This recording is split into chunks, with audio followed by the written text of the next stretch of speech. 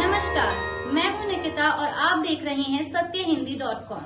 चलिए एक नजर डालते हैं अब तक की सुर्खियों पर। भारतीय क्रिकेटर ऋषभ पंत की गाड़ी का शुक्रवार को भयानक एक्सीडेंट होने की वजह से उन्हें गंभीर चोटें आई हैं, जिसके बाद उन्हें देहरादून के मैक्स अस्पताल में भर्ती कराया गया। वहीं अब उनकी हेल्थ को लेकर एक बड़ा अपडेट सामने आया है। Delhi and district cricket association के डायरेक्टर श्याम शर्मा ने एएनआई से बातचीत के दौरान पंत की हेल्थ को लेकर कहा कि डीडीएसए की एक टीम उनके स्वास्थ्य की निगरानी के लिए मैक्स अस्पताल देहरादून जा रही है और अगर जरूरत पड़ी तो हम उन्हें दिल्ली में ट्रांसफर कर देंगे और संभावना अधिक है कि हम उन्हें प्लास्टिक सर्जरी के लिए एयरलिफ्ट कर दिल्ली ले जाएंगे। वहीं एयरलिफ्ट की खबरों ने ऋषभ पंत के फैंस की चिंताओं को बढ़ा दिया है। ऐसे में अभी कुछ भी कह पाना मुश्किल है। देश भर के लोग और साथ ही जानी मानी हस्तियां भी उनके जल्द स्वस्थ होने की कामना कर रहे हैं।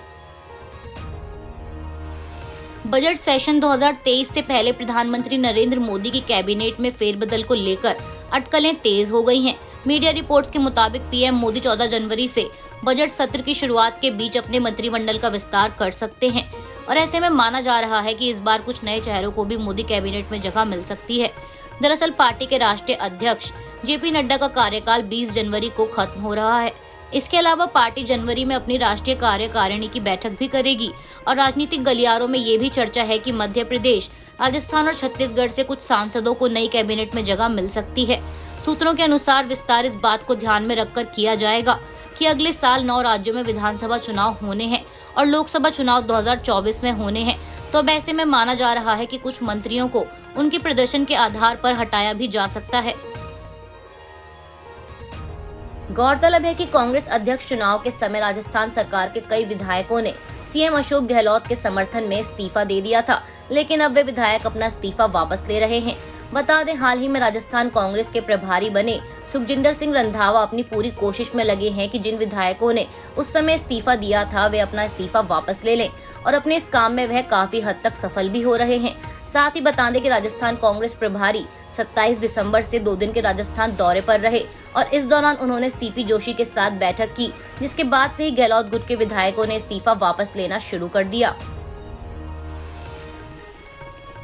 छत्तीसगढ़ में शुक्रवार को मुख्यमंत्री भूपेश बघेल के कैबिनेट की 51वीं बैठक की गई और इस बैठक के दौरान कई अहम निर्णयों पर मुहर लगाई गई है। बता दें, इस बैठक में ओल्ड पेंशन स्कीम को केंद्र सरकार द्वारा एनपीएस की राशि नहीं देने के बावजूद भी लागू करने का फैसला लिया गया है। ओल्ड पेंशन स्कीम के तहत सरकारी कर्मचारियों को 1 अप्रैल 2022 से ही छत्तीसगढ़ सामान्य भविष्य निधि का सदस्य माना जाएगा और 1 नवंबर 2004 या उसके बाद नियुक्त तिथि से 31 मार्च 2022 तक एनपीएस खाते में जमा कर्मचारी अंशदान और उस पर अर्जित लाभांश सरकारी कर्मचारी को एनपीएस नियमों के तहत देय होगा। कर्मचारियों को राज्य शासन के अंशदान और उस पर अर्जित लाभांश जमा करने पर ही पुरानी पेंशन की पात्रता मिलेगी। इसके लिए कर्मचारियों को एनपीएस के अंतर्गत पूर्ववत बने रहने या पुरानी पेंशन योजना का लाभ प्राप्त करने का विकल्प नोटराइज्ड शपथ पत्र में देना होगा। यह विकल्प अंतिम और अपरिवर्तनीय होगा। इसके अलावा बैठक में स्कूल भवनों की मरम्मत के लिए विशेष योजना प्रारंभ करने का निर्णय लिया गया है और इस योजना में कुल 780 करोड़ रुपए स्कूलों की मरम्मत में खर्च किए जाएंगे। साथ ही वाणिज्यिक वृक्षारोपण से पर्यावरण सुधार और किसानों की आय में वृद्धि के लिए महत्वपूर्ण निर्णय लेते हुए राज्य के मुख्यमंत्री वृक्ष संपदा योजना प्रारंभ करने का फैसला लिया गया है और राष्ट्रीय खाद्य सुरक्षा अधिनियम 2013 के अंतर्गत जारी राशन कार्डों में जनवरी 2023 से दिसंबर 2023 तक निःशुल्क खाद्यान्न वितरण के समान ही छत्तीसगढ़ खाद्य एवं पोषण सुरक्षा अधिनियम 2012 के अंतर्गत जारी अंत्योदय एवं प्राथमिकता राशन कार्डों में निःशुल्क खाद्यान्न वितरण करने का फैसला लिया गया है। महाराष्ट्र के मुख्यमंत्री एकनाथ शिंदे ने शुक्रवार को कहा कि उनकी बाला साहेब की शिवसेना और भाजपा की गठबंधन सरकार अपना कार्यकाल पूरा करेगी और अगले चुनाव के बाद प्रचंड बहुमत के साथ दोबारा सत्ता में आएगी।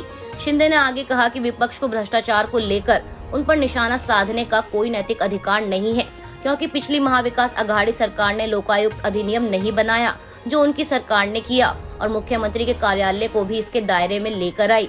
इसके साथ ही मुख्यमंत्री ने बिना नाम लिए पूर्व मुख्यमंत्री उद्धव ठाकरे पर निशाना साधते हुए कहा कि इन सभी महीनों में मुझ पर हमला किया गया और निशाना बनाया गया।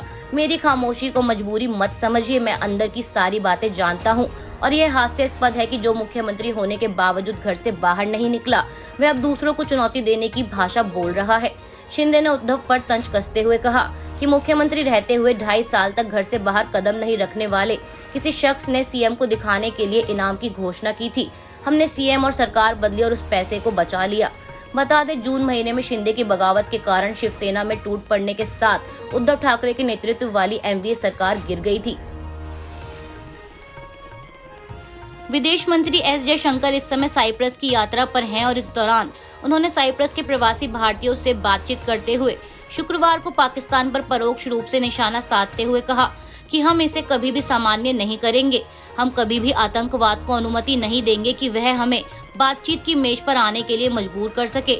हम हर किसी के साथ अच्छे पड़ोसी संबंध चाहते हैं, लेकिन अच्छे पड़ोसी संबंध रखने का मतलब ये नहीं है कि आतंकवाद से आंखें चुरा लें या इसको लेकर बहाने बनाए या आतंकवाद को सही बताने लगे।